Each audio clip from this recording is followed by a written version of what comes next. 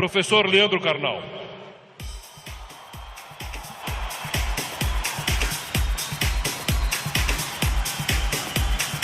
Boa tarde. Muito boa tarde. Um imenso prazer estar aqui no Rio de Janeiro. Tudo bem, obrigado. Obrigado. Obrigado.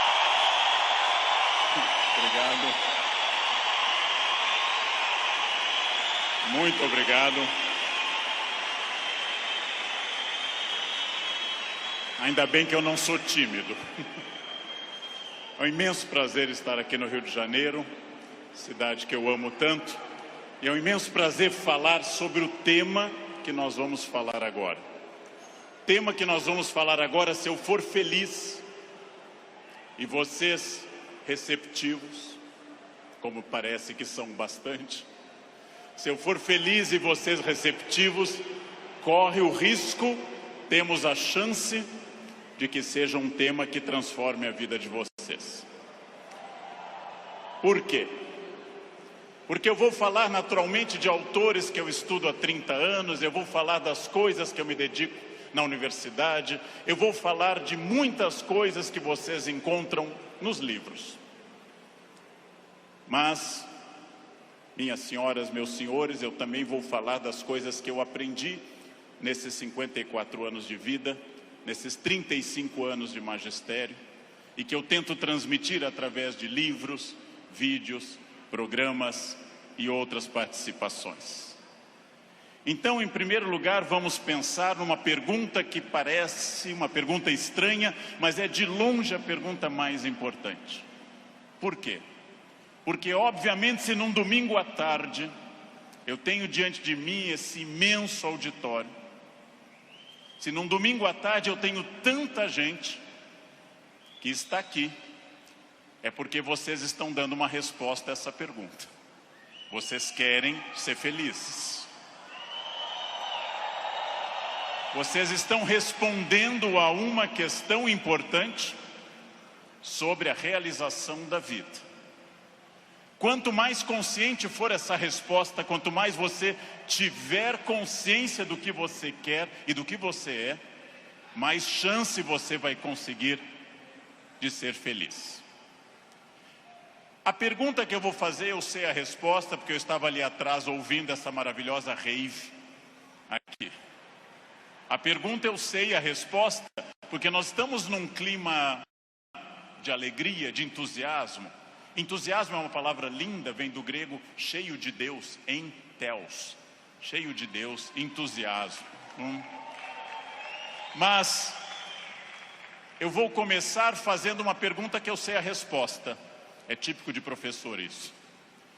Se eu pergunto aqui nesse ambiente entusiasmado, com 27 mil pessoas cheias de energia, se vocês são felizes, eu sei a resposta.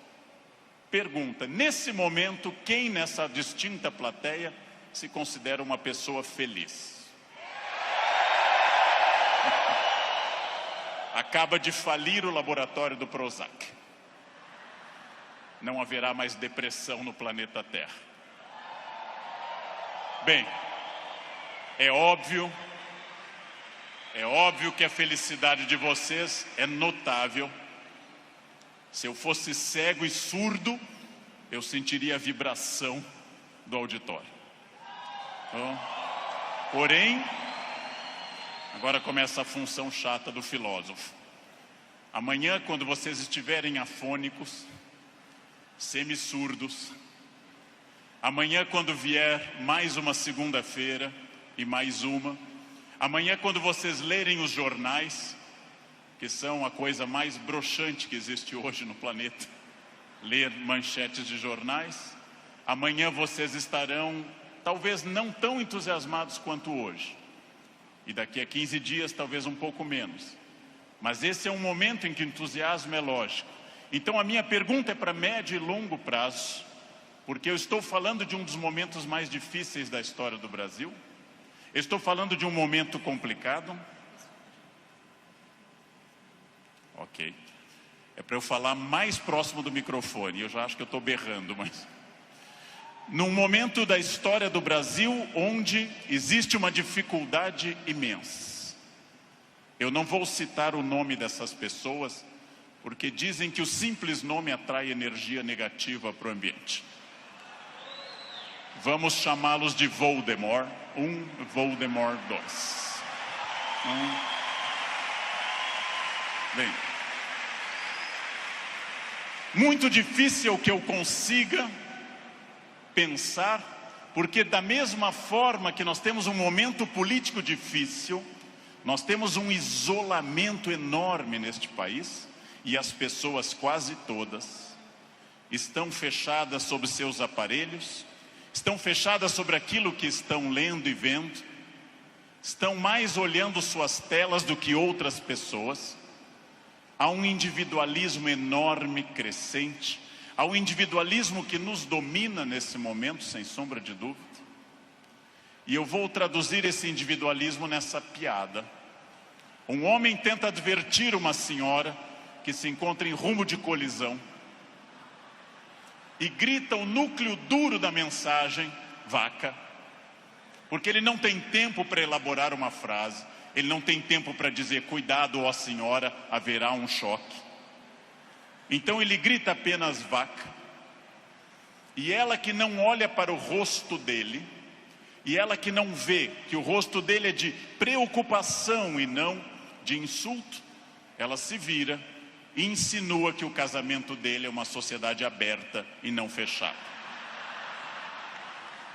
Bem,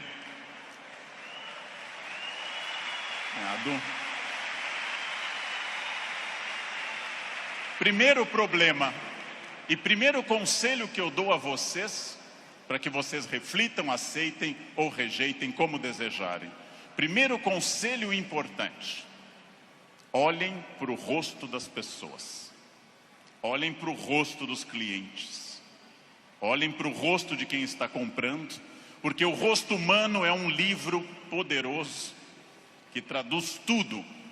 O rosto humano lhe diz, eu estou adorando, eu estou detestando, eu estou entediado, eu estou entusiasmado. Comecem a olhar para o rosto, comecem a mandar menos emojis e emoticons pelo celular, e comecem mais a olhar para o rosto humano que traduz tudo o que você precisa saber. Chego a sugerir ousadamente que vocês olhem para o rosto das pessoas da própria família, que conversem com maridos e mulheres. Olha a minha ousadia. Que olhem para essas pessoas. Que vocês passem a avaliar valores, emoções, sentimentos. Que vocês passem a pensar claramente em cada indivíduo único. Essa é uma das grandes chaves do sucesso. Eu tinha um erro, eu tinha um defeito como profissional.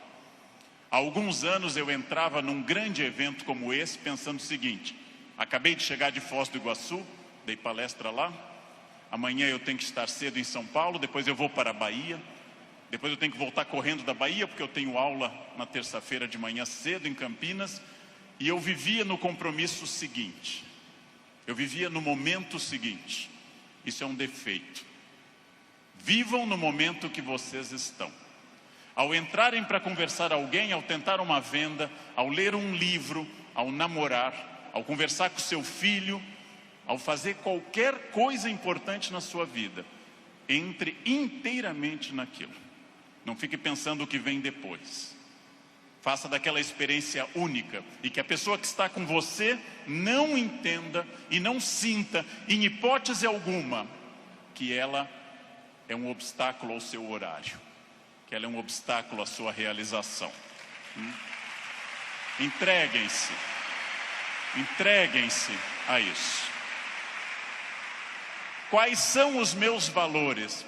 De novo, parece uma pergunta estranha, mas é uma das perguntas mais importantes que nós temos. Qual é o seu valor? Qual é o seu valor principal?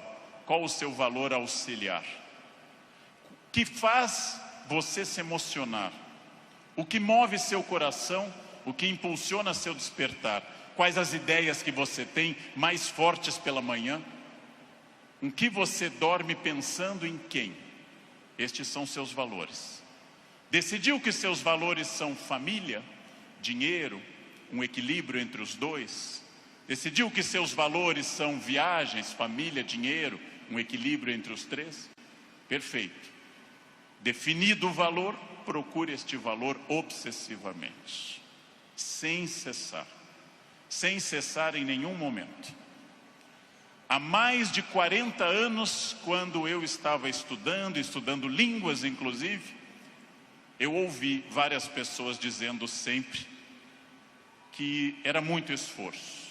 Quando eu fiz a faculdade, evitei excesso de festas, evitei maconha, o que num curso de humanas na USP é um isolamento muito grande. Não pegava ninguém.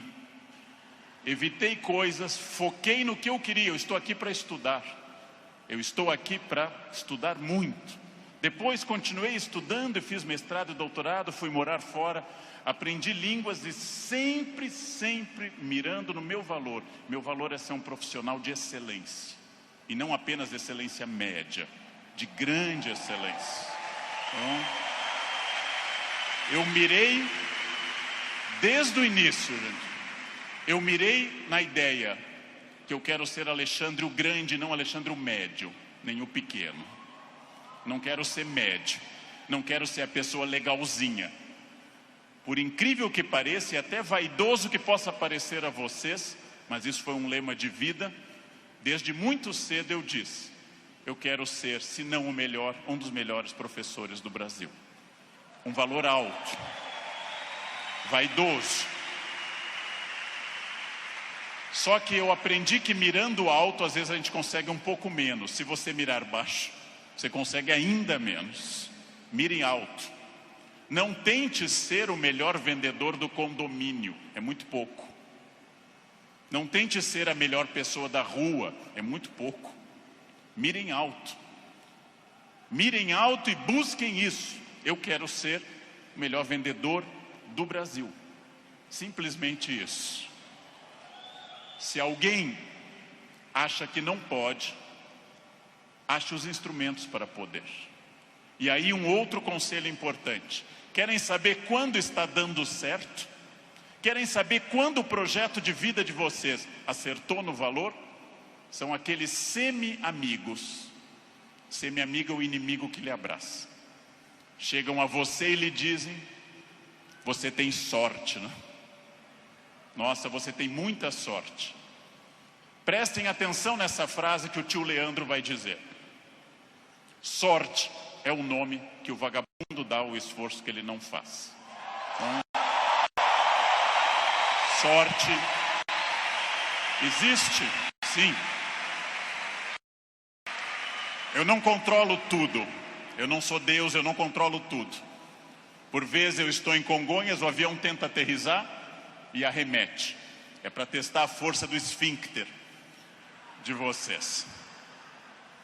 Eu não controlo tudo, mas aquilo que eu controlo, e é bastante, eu sou sócio majoritário da minha existência, e para isso eu preciso de equilíbrio. Equilíbrio é fácil perceber quando está faltando. Se vocês não trabalharem, perderão a família. Se vocês só trabalharem, perderão a família também. Equilíbrio é um diálogo constante. Estou cuidando do meu corpo é funcional, o corpo tem que ser funcional. Eu tenho que sair do sofá sem auxílio de muitas pessoas. Eu tenho que ser capaz de subir uma escada sem tenda de oxigênio.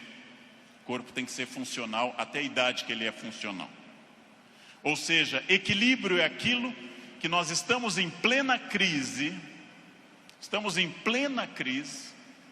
Só que há pessoas neste ano de crise que perderam. Outras se mantiveram e outras prosperaram. Então não é a crise que faz diferença, é a sua reação diante dela.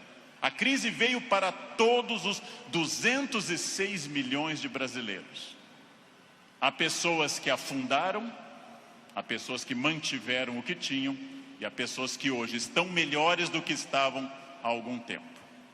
É claro que hoje, no momento da crise, eu vou dar uma pista histórica importante. O que é crise? É quando eu tenho muitas perspectivas diante de mim. Só que a crise é aquilo que separa o amador do profissional. Todo mundo sabe dirigir numa boa estrada em dia de sol.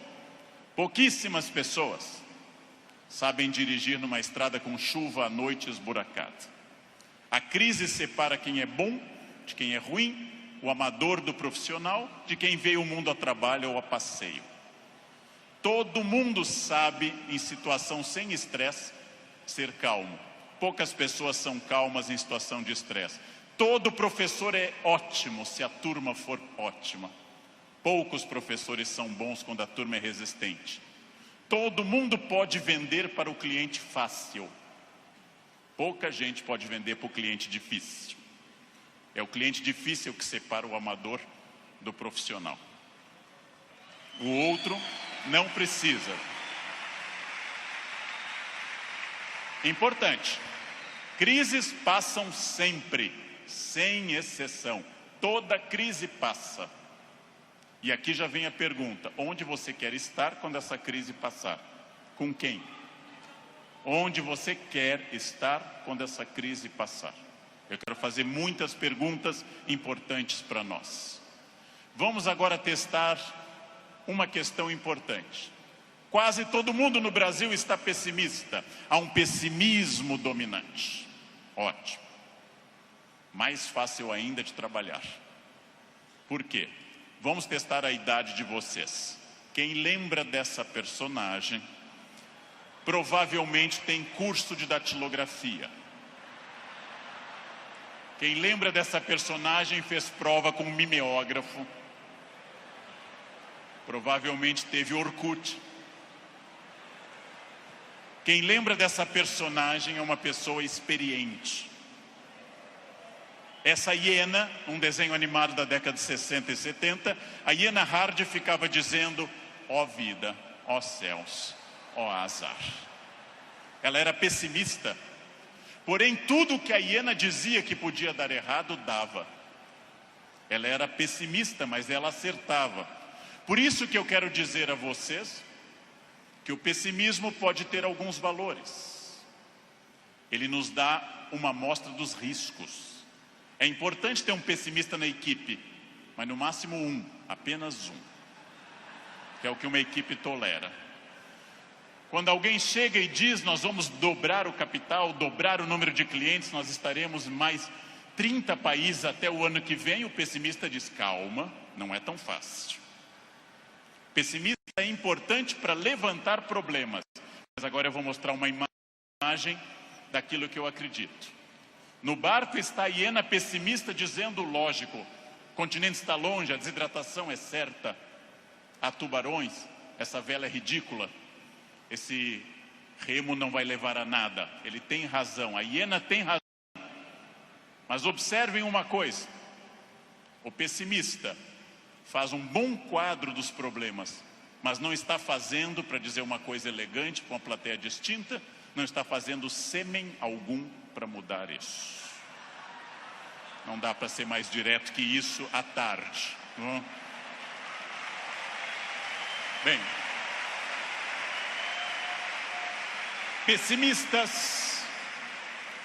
pessimistas são bons para levantar os riscos.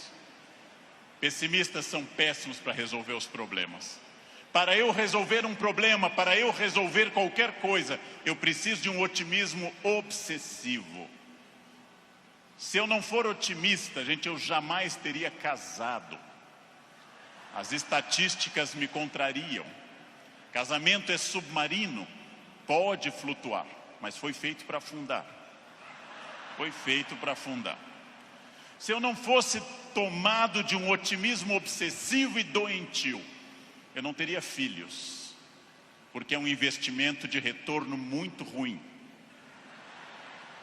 Filhos nunca amortizam o que você investe neles. Com filhos você nunca chega ao topo. Pelo contrário, você vai investir centenas de milhares de reais e vai ouvir a frase: eu te odeio. Filho não vale a pena. Casar não vale a pena. Porém, se nossos pais não tivessem tido esse otimismo obsessivo, nenhum de nós estaria aqui hoje. Então, mais uma vez, um conselho forte. Ouçam os pessimistas. Para pessimista não vale a mãe é sempre otimista com vocês. Ouçam um cunhado é bom para isso. Ouçam o cunhado. Ouçam os pessimistas. Vejam o que eles têm a dizer, agradeçam.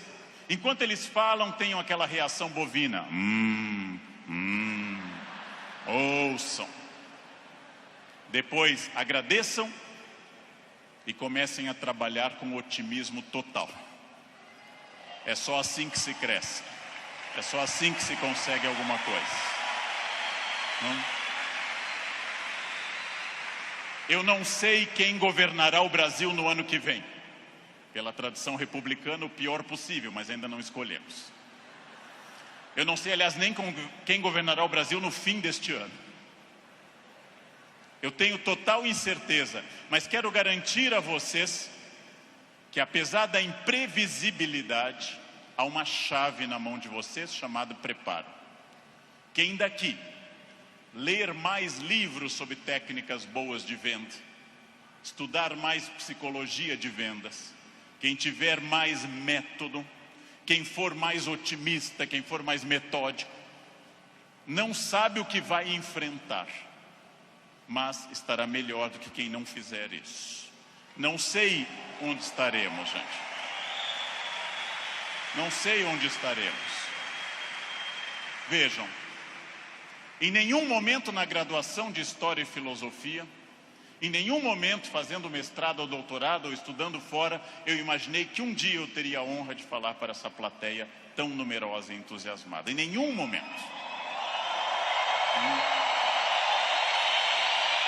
Jamais. E não obstante, ter estudado me trouxe até aqui. Ou seja, essa é a chave. Pergunta óbvia, onde você quer estar o ano que vem? Eu não sei o ano que vem, eu não sei 2018, eu não sei 2027, daqui a 10 anos. O futuro é sempre nebuloso. Gente que há 2, 3 ou 4 anos governava este país e tinha uma renda maior que todo esse auditório junto. Hoje está tendo uma hora de sol em Curitiba. O futuro é sempre oscilante. Porém, vamos transformar essas palavras. Substituamos passado por experiência, o que os trouxe até aqui. O presente, ação, esse encontro aqui na Barra. O futuro é estratégia, o que vai ser gestado nesse dia para o que vem pela frente. Se vocês pensarem em futuro como estratégia, entenderão que sim, o futuro é absolutamente imprevisível. Mas quanto mais estratégia eu tiver, mais eu vou controlá-lo. A chuva vai vir para todos. Quem souber nadar melhor vai sobreviver. Esse é um dado óbvio. Bem, mas eu erro bastante. Eu, Leandro, sou hoje melhor professor, porque já errei bastante. Eu, Leandro, erro. Errar é humano. Lembrem que no nosso mito fundacional, judaico-cristão, a primeira empresa do mundo chamou-se Éden, e o proprietário selecionou 2 funcionários, dali mesmo, não fez seleção externa, criou ali dentro do Éden mesmo. Deu apenas uma regra, fez uma semana de compliance e deu apenas uma regra. Só não pode comer uma fruta, o resto tudo pode. Foram lá e comeram. Foram demitidos por justa causa. Foram para o mundo, tiveram 2 filhos. Um matou o outro, Caim matou Abel. Primeira família do mundo, a mais próxima de Deus. 2 infratores, um assassino e um cadáver. Essa é a primeira família do mundo. Uma família que tinha tudo para dar certo, gente. Não tinha sogra, não tinha nora e não tinha genro. Uma família perfeita. E deu errado. Pergunta. Nós somos filhos deles. Errar é humano. Significa que todos que estão aqui, com exceção dos mentirosos, já erraram. Só os mentirosos nunca erraram, porque são mentirosos e dizem que nunca erraram. Faz uma coisa que eu treino há mais de 50 anos diariamente. Eu treino andar. Faz mais de 50 anos que eu treino diariamente e eu tropeço. Erro é um recado. Erro é um recado enviado para dizer que você pode mudar de estratégia, tem que aprender, tem que ter cuidado. Erro é fundamental. Errou, não conseguiu, não atingiu meta, falhou, ótimo. Se você aprender, você será melhor. Senão será só um chorão. Aprenda. Aprenda com o erro, gente. Aprenda com o erro. Erro lhe tira da zona de conforto. O que é a zona de conforto? É aquilo que me deixa satisfeito, feliz. Zona de conforto é aquilo que estraga o meu desafio. Ostra feliz, diz Rubem Alves, ostra feliz não desenvolve pérola. A pérola é a resposta da ostra a isso. Por que a ostra faz uma pérola? Porque um grão de areia a incomoda e ela reveste com madrepérola. Sem isso a ostra não produziria pérola. Zona de conforto é aquilo que lhe deixa repetindo. Eu caso, e caso como todo mundo com entusiasmo, querendo cuidar muito, fazendo muito afago e afeto, e vou ficando mais confortável no casamento, passo a ficar mais tempo no sofá, passo a usar moletom, passo a beijar minha esposa na testa, sinal claro de declínio erótico. Passo a chamar minha esposa de mãe, que é para não ter nada sexual mais, porque com a mãe ninguém tem nada. Perco a atenção na roupa de baixo, e ela, ao invés daquelas lingeries lindas, de seda e renda, vermelha e preta, passa a usar bege, de algodão, lavadas com sabonete no box, dia após dia. E assim os dias vão se sucedendo, e finalmente chegamos ao ponto mais baixo da relação. Os dois passam a usar croque. Acabou. Acabou, gente. Não há sexo com croque, jamais. Bem, salvo se alguém aqui está de croque, é exceção do que eu estou dizendo. Fica muito bem em você. Fica muito bem. O que acontece com a zona de conforto? Eu passo a não querer fazer mais coisas certas nem com entusiasmo. Eu passo a achar que está bom estar no aquário lotado porque é conhecido. E eu não busco um aquário mais desafiador e maior. Tudo o que te agrada te engana. Tudo o que te seduz e te deixa confortável te conduz à mediocridade. Quanto mais você tiver desafios, mais você vai responder a esses desafios. Zona de conforto é muito curiosa, porque ela significa o fim da luta. Saiam da zona de conforto. Pensem seriamente que tudo está em mudança, tudo está envelhecendo, tudo está passando, tudo aquilo que não está se expandindo está encolhendo. Tudo aquilo que não está melhorando está piorando. Isso é a realidade do mundo. Se você não mudar o seu negócio, alguém mais jovem e mais dinâmico vai mudar. Nesse momento, alguém está tendo uma ideia de vendas melhor que a sua. Isto significa que quem se dedica a ser um profissional precisa permanentemente levar em conta essa frase: mudar é difícil, me ensinaram os norte-americanos. Mudar é difícil, não mudar é fatal. Mudar é difícil, não mudar é fatal. Isso é fundamental, gente. Tem duas opções: enfrentar a mudança, enfrentar o desafio e pensar: esse ano eu consegui isso, que bom, e agora? Ah, mas eu já falo inglês. Ótimo. Qual o passo seguinte? Eu já consegui a minha casa, perfeito.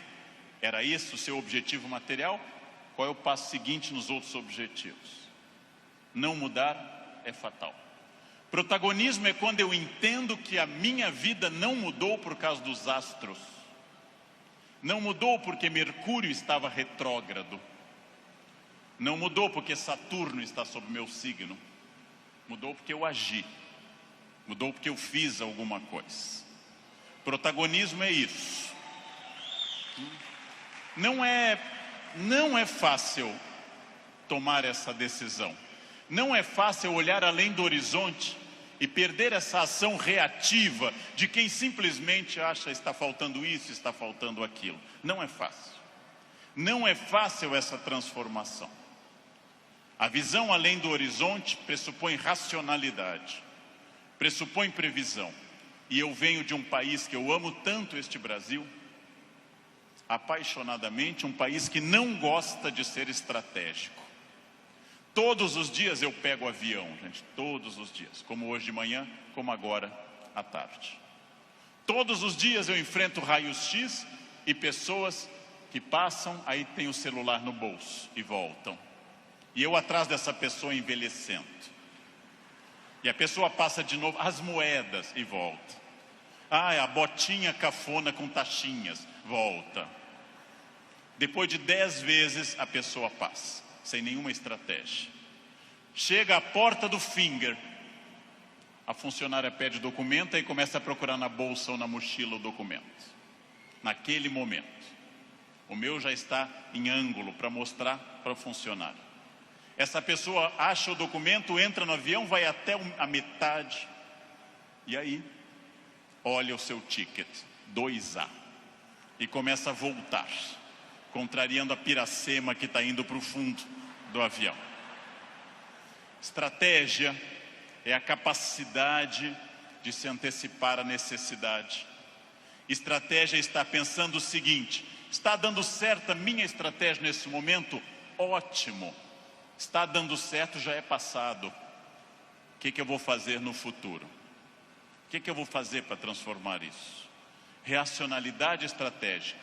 Não existe destino.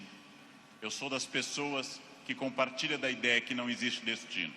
Existem acidentes para todos.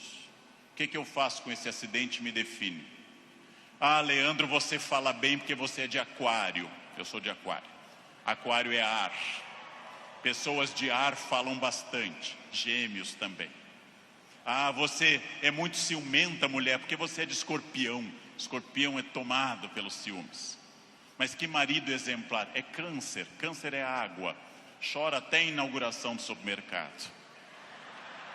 Mas que chefe autoritário? Áries. Ele é de Áries. É muito autoritário. Que secretária organizada? Virgem. Virginianos têm toque com ordem. Muito bem. Isso é pensamento mágico. Sabe o que é pensamento mágico? Acreditar que a minha vida é determinada por uma constelação na hora do nascimento. Sabem o que é vaidade, que também atrapalha? É ficar pensando agora, por que ele não falou do meu signo até agora? Isso é vaidade. Será que ele vai falar do meu signo? Isso é vaidade. Bem, superem isso. Superem essa ideia de sorte, azar, destino. Introduzam a ideia de decisão, estratégia e trabalho. Sartre diz, o filósofo que morreu em 1980, Sartre diz: não importa o que a vida fez de você. Pausa. Importa o que você fez com o que a vida fez de você. Não importa o que a vida fez de você. Importa o que você fez com isso. Você conseguiu aprender inglês porque sua família era rica e te levava para esquiar em Aspen, no Colorado? Ótimo. Tem outra maneira de aprender, na biblioteca pública com CDs de graça. Aspen é bom, Aspen é legal, mas não está impedido o acesso para outras pessoas. Não importa isso. A vida te deu 3 chances de sucesso material. Nascimento é a primeira. Quem nasceu de família boa, mas desprovida de recursos, já queimou 1/3 das chances.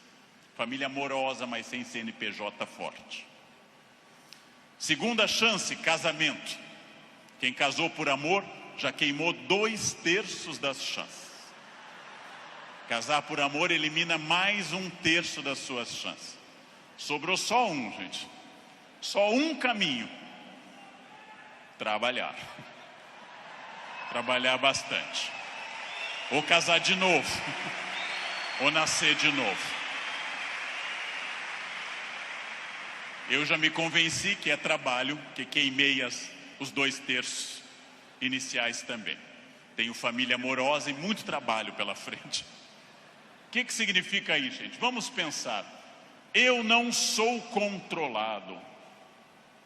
Eu não sou controlado pelo destino. É óbvio que eu não sou tudo e nem posso tudo e nem sei tudo, mas eu não sou controlado pelo destino. O primeiro exercício que eu quero que nós façamos daqui para frente é o seguinte: dentro do padrão do humano, eu não posso desejar imortalidade, está fora do padrão do humano. Tirando a rainha Elizabeth, ninguém é imortal no planeta Terra. A Beth é imortal. É uma Highlander. Eu não posso dizer, eu me cuido, você vai morrer igual. Vai ser um cadáver bem cuidado. Eu hidrato a pele, vai ser um cadáver hidratado, bonito. Eu malho todos os dias, um cadáver definido, bonito também. Muito bem. A não ser que vocês queiram evitar Alzheimer, aí o meu conselho é: comam bacon, pururuca, banha, isso evita Alzheimer. Vocês não chegarão à idade de desenvolver Alzheimer. Vão morrer antes. Então, bem. Não controlo tudo. Não controlo tudo. Não sou dono do universo. Não posso impedir a morte, que virá. Mas entre o nascimento e a morte eu controlo muita coisa. Toda crença em destino, vocação, talento, é uma crença que tende a disfarçar o que de fato faz a diferença. E o que de fato faz a diferença é o esforço. Eu tenho uma sorte imensa quando as pessoas me dizem: Leandro, você tem sorte. Eu tenho uma sorte imensa. E essa sorte se repete diariamente, porque eu acordo às 4 da manhã. Essa é uma sorte diária. Basta eu começar a dormir o dia todo que a sorte se vai. Ninguém me controla, e eu acredito, como os filósofos gregos, que a vida pode ser mais racionalizada. Eu acredito que eu tenha condições de interferir na minha vida. Eu acredito que quando eu faço a pergunta o que estamos fazendo de nós mesmos, eu posso dar uma resposta objetiva e prática. O que eu estou fazendo de mim? É um momento para pensar. O que eu estou fazendo de mim? Essa é a vida que eu estou querendo levar? Com as pessoas que eu quero? A vida é muito curta, gente, é muito rápida, é muito passageira. E ouçam alguém de mais de 50. Depois dos 40 parece ficar mais rápido ainda. Parece que passa numa velocidade incrível. A vida é muito curta para que se perca tempo numa existência medíocre, numa existência pequena, numa existência fraca. A vida é muito curta para que eu tenha uma família que eu não ame, para que eu tenha um emprego que eu não goste, para que eu tenha um trabalho que eu não me dedique. Ela é muito curta para eu ser medíocre. É muito pouco tempo para isso. Perguntem o que estamos fazendo de nós mesmos e sigam o conselho que Sócrates fundou a filosofia ocidental: conheçam-se, conhece a ti mesmo, conhecimento de si. Sigam esse conselho, sigam essa ideia de saber quem vocês são. Se eu me conhecer, ninguém me ofende. Se eu me conhecer, ninguém me ataca. Já disse isso várias vezes na internet. Quando alguém me xinga no trânsito, eu tenho que saber se a pessoa está dizendo a verdade ou mentira. E nos dois casos eu não posso me ofender. Conheçam-se. Saibam quem vocês são. O ano passado um aluno bateu a porta na minha cara e gritou: careca. O que eu vou dizer para esse aluno? Não. Retire o que você disse. Não. Estou ofendido. Vejam, as pessoas têm direito a dizer o que querem, é um direito constitucional. Eu só me ofendo quando eu concordo com elas. Ataque é veneno. Veneno só funciona se eu tomar. Ataque é veneno, eu preciso tomá-lo. Então, Se eu não tomar, o veneno não funciona. Já ouvi no trânsito de São Paulo e gravei um programa sobre isso uma vez, um café filosófico. Alguém me gritou, insinuando que minha mãe exercia atividade erótica remunerada. Examino a biografia de minha mãe, hoje com 80 anos. Na juventude ela está sempre com o rosto fechado nas fotos, como era próprio daquela época, nunca sorrindo. Era obviamente uma mulher fiel, sempre triste, fechada, uma mulher de um homem só. Não ria, não tinha aquela pele brilhante da mulher que não é tão dedicada. No passado por virtude, no presente por falta de mercado, minha mãe não é uma prostituta. Então eu não me ofendo. Mas se ela fosse, e não é crime no Brasil ser, eu teria que dizer à pessoa, você conheceu mamãe? Você ia lá em casa? Não. Também não teria que me ofender.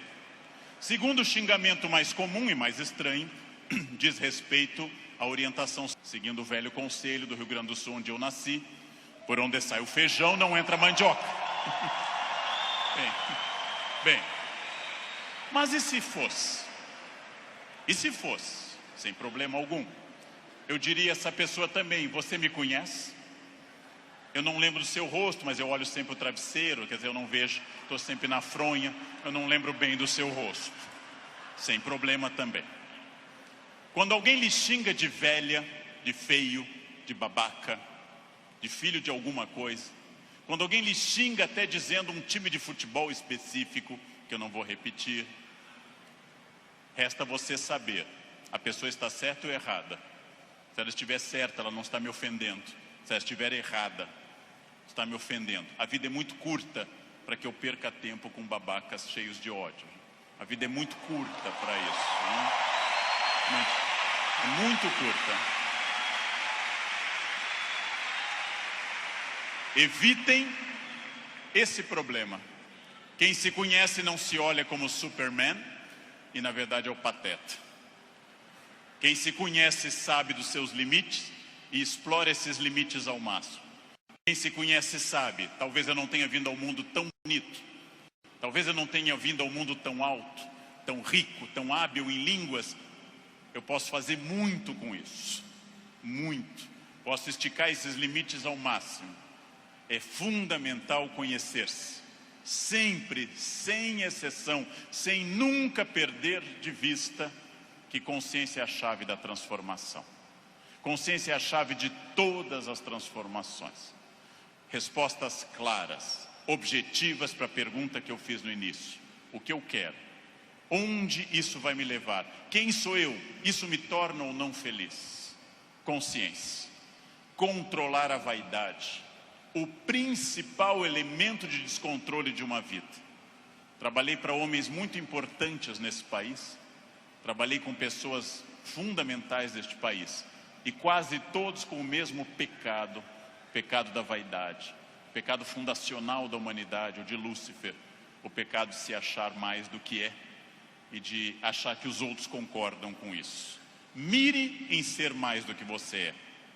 Mas saiba exatamente quem você é. Para que o mundo não precise lembrá-lo disso com frequência.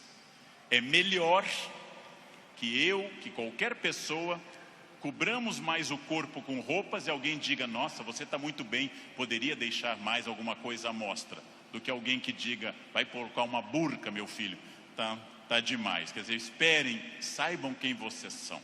Saibam quais as lutas que valem a pena. Por quê? Porque a vida oferece algumas lutas muito boas. Família é uma delas.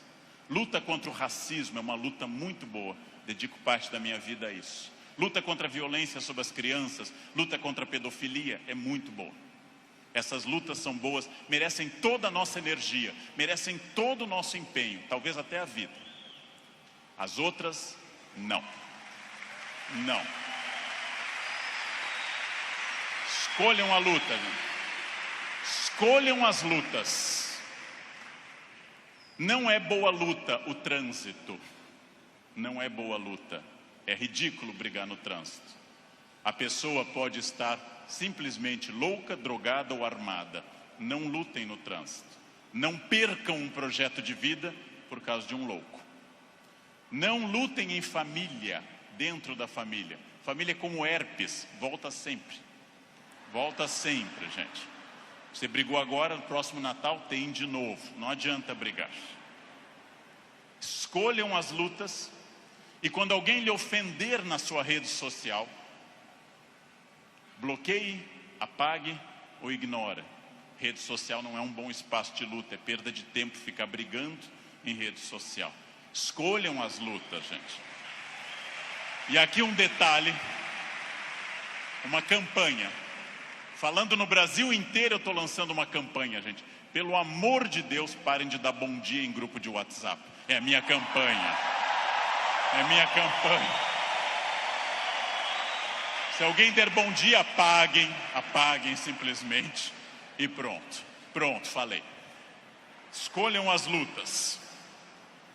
O mundo inteiro hoje está centrado em duas coisas: parecer, através de redes sociais, e ter. Ter é bom, se representar que eu vou melhorar com isso. Ter para ser, ter para parecer é ruim. É bom eu ter conforto, é bom eu ter algumas coisas materiais, desde que eu saiba que elas servem à minha felicidade, e não eu sirvo as coisas. Ter e parecer não se confunde com ser. É uma palavra difícil, eu sei. É uma palavra complicada, essa tal de felicidade. Epicuro, filósofo, que eu adoro, dá uma norma muito clara: viver não é um fardo, não viver não é um mal. Logo, diz Epicuro que nós devemos honestamente morrer e honestamente viver. Como eu posso ter medo do que é inevitável? Viver é um desafio constante, diário, não é um fardo. Não posso acordar como um condenado, não é um fardo, é bom. E também honestamente aceitar essas coisas. Muito importante, contido nessa imagem de uma escultora norte-americana, Bobby Carlyle, que eu adoro. Essa estátua chama Self-Made Man. Mostra com o talento da escultora, em bronze, uma figura de um homem esculpindo-se. É uma metáfora excelente para todos nós. Eu estou parcialmente pronto, mas eu não sou perfeito. Perfeito quer dizer em latim feito até o fim. Perfectum, feito até o fim. Eu não sou perfeito. Eu sou perfectível. Eu estou em processo de transformação. Eu sou uma pessoa crescendo a cada instante. Eu tenho partes completamente prontas, outras que precisam de melhoras e outras que precisam ser criadas. Eu não estarei pronto até o fim. O jogo termina apenas no fim. Construir-se. Qual é a parte que me falta? Qual é a parte que eu preciso melhorar? Qual é a parte que eu tenho que transformar? Talvez eu seja muito bom quanto a horários, quanto a sair da cama, mas eu sou bom quanto a resiliência, ou seja, enfrentar as pequenas crises cotidianas. Eu sou bom com resiliência e com horários, mas sou muito irritadiço. Tenho que trabalhar isso no meu autoconhecimento, num processo de psicologia, tenho que trabalhar minha irritação. Eu tenho partes a serem melhoradas. Meu português não é bom? Leia, aprende, estude. Eu tenho partes a serem melhoradas. É isso que nós chamamos de construir-se, fazer-se, tornar-se melhor. Não acreditar naquela síndrome de Gabriela, cravo e canela. Eu nasci assim, eu sou sempre assim. Gabriela, não existe isso. Não existe nada que eu não possa transformar dentro do padrão do humano. Construir-se, fazer algo novo, fazer uma ideia nova, interferir no meu corpo, na minha renda, na minha família. Freud morreu em Londres fazendo essa pergunta nos seus 2 últimos anos de vida, 1938 e 39. O que as pessoas buscam tanto a infelicidade e quando encontram, ficam admiradas como se fosse uma coisa surpreendente? Por que as pessoas mantêm uma família difícil, em ambiente difícil? Por que fazem programas ruins, estressantes? Porque ano após ano repetem o mesmo erro. E depois, quando vem a infelicidade, na forma de insônia, ansiedade, depressão, angústia, elas ficam surpresas. O que houve com a minha vida? Houve o que você fez. ouve o fruto do seu projeto, ouve a sua ação, ouve a sua mão neste cinzel. Trabalhem. Uns têm que trabalhar mais, uns precisam um esforço maior. Tem gente que anda 5 minutos na esteira e define abdominais. Eu tenho raiva dessa gente. Tenho raiva. Tem gente que come brigadeiro dia e noite e está com 2% de gordura. Quero que morram. Eu vou ter que comer capim sem parar. Vou ter que correr daqui até o Recreio dos Bandeirantes e voltar fazendo num pé só para perder 100 gramas em 2 meses. Não é fácil. E devo dizer a vocês, vai piorando com o tempo. Não é fácil, mas é possível para todo mundo. É possível para todo mundo. Esculpam-se. Criem-se. Façam algo assim. Sejam alguém diferente. Façam algo que transforme a sua vida. Parem de ficar na estrada lamentando o que teria sido. Tirem o futuro do pretérito da cabeça de vocês. O que teria sido não tem importância. Só tem importância o que é e o que será. O presente e o futuro. Só. Ah, se eu tivesse feito isso. É irrelevante o futuro do pretérito no projeto de vida. Condicional em inglês. Não existe isso. Não pensem em nada que não seja fruto dessa ação. É isso que eu tenho perseguido sistematicamente nos últimos anos. Aquilo que eu quero, as metas que eu desejo, o mundo que eu quero ver.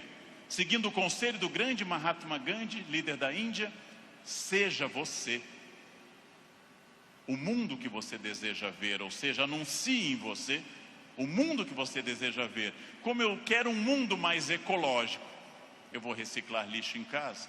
Como eu quero um mundo mais humano e mais educado, eu serei mais humano. Como eu quero um trânsito mais cidadão, eu serei um melhor motorista. Como eu quero combater a violência entre as pessoas, eu serei menos violento. Eu sou a transformação que eu quero ver no mundo. Parem de se espelhar no mundo, construam essas coisas, digam a si mesmos onde querem estar, com quem, com qual corpo, com qual renda, em qual casa, e persigam esse objetivo. Persigam esse objetivo. Pronto, simples. Num livro que eu acabei de ler, conta o autor que o grande pianista deu um concerto aqui no Rio, Arthur Moreira Lima, que eu admiro muito, tocou maravilhosamente Chopin, e ao final uma senhora simpática chegou e disse a Arthur Moreira Lima: nossa, eu daria minha vida para tocar como o senhor toca. Ele respondeu: eu dei a minha. Essa é a chave. Eu dei a minha. Eu dei a minha vida significa eu fiz todo o esforço para isso. De novo a pergunta com a qual eu iniciei essa fala. Você é feliz? Esse grupo respondeu com entusiasmo que era feliz. Perfeito. A gente sabe que talvez, uma ou outra pessoa aqui, 2 ou 3, talvez não sejam tão felizes, mas levantaram a mão porque ficava chato. Talvez.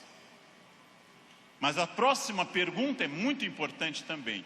Se há algo que me incomoda, em qualquer campo, se há algo que me perturba, se há algo que me tira o sono, se há algo que eu poderia melhorar, se eu quero um outro modelo, o que pode ser feito a partir de hoje para mudar esses pontos complicados? Em janeiro eu me reuni com os meus alunos e um deles me disse: depois do carnaval eu vou estudar francês. E eu disse: você vai desfilar? Você é destaque em alguma escola? Você vai trabalhar na escola do samba, na cidade do samba? Não, então começa essa noite e não depois do carnaval. Essa noite. Não depois do carnaval. Segunda-feira eu vou perder peso. Não. Hoje. Vão a pé para casa. Começa hoje. Eu preciso ir até São Paulo a pé essa semana. Vocês não podem pensar nisso para depois. Eu tenho um assistente que, vendo tudo que eu faço para o Natal em família, eu gosto muito da festa de Natal, sou um fascinado pelo Natal, adoro festa de Natal. Ele disse: nossa, como eu gostaria que o Natal fosse assim lá em casa. E eu perguntei: e o que você acha que acontece para ser assim na minha casa? Anjos descem dia 24 e trazem a ceia e as atrações prontas, ou você me vê desde outubro no telefone indo atrás disso? O Natal será o que você quiser que ele seja. Será o que você quiser que ele seja. Se o seu Natal é depressivo, se o seu Natal é aquele que toca Jingle Bells e você chora, se o seu Natal é depressivo, é uma escolha sua, respeitável. Você gosta de Natal assim. Se o seu Natal é alegre, é uma escolha sua. Isto vale para tudo que vocês decidirem. O que pode ser feito para mudar os pontos complicados? Onde eu posso transformar quem eu quero ser daqui para frente? Eu digo isso sabendo que é fácil dizer e é complicado fazer. E o que eu ganho se eu for estratégico, consciente? O que eu ganho se eu tiver autoconhecimento? Estou recapitulando o que eu falei. E o que eu ganho se eu fizer as perguntas certas e me esforçar para atingir esse objetivo? A resposta disso é óbvia, é a vida plena. O que é uma vida plena? É a vida que eu controlo de acordo com a minha felicidade. Pessoas não plenas são aquelas que dizem que são levadas. Não dei sorte. Tentei, mas foi assim. Minha família não é uma família de sucesso. Eu tentei, mas não era o que eu queria. Não, você não tentou suficientemente. Acontece que, para conduzir a uma conclusão, tem uma coisa terrível. O fracasso é uma das coisas mais confortáveis que a espécie humana inventou. O fracasso é agradável, me tira toda a responsabilidade. Não dei certo, fui à falência, adquiri um vício, eu bebo até cair. O fracasso é super confortável, me faz parar de lutar. No momento que eu paro de lutar, eu me sinto tranquilo. O fracasso é um quarto confortável, o sucesso é um quarto desafiador. O fracasso é uma coisa que agrada a maioria das pessoas, por incrível que pareça. Por isso tanta gente gosta do fracasso. Por isso tanta gente fica no fracasso. Por isso que tanta gente leva um casamento ruim 30 anos. Fica num emprego ruim 30 anos. Não faz uma coisa certa uma década inteira e pensando, não deu. Porque isso é confortável. É confortável. E aí volto à pergunta que eu fiz aos senhores desde o início. Volto a essa pergunta fundamental. De fato, o que eu quero? Quem eu sou? Onde eu quero chegar? Com quem eu quero chegar? Quais são meus objetivos? Se eu tiver consciência profunda, eu transformo por completo.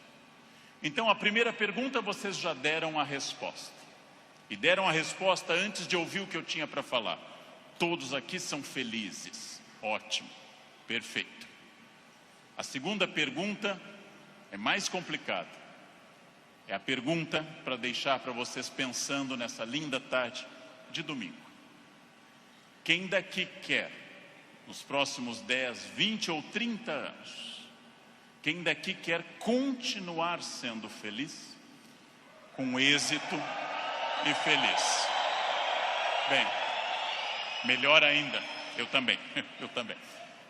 Melhor ainda, agora vai começar o primeiro dia do resto da vida de vocês.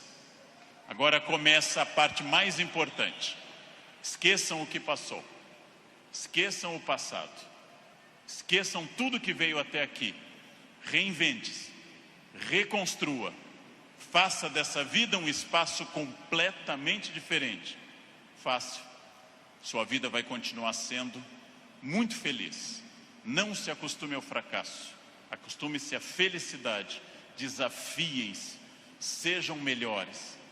A vida só vale a pena se ela for intensamente vivida intensamente aproveitada dentro desses objetivos.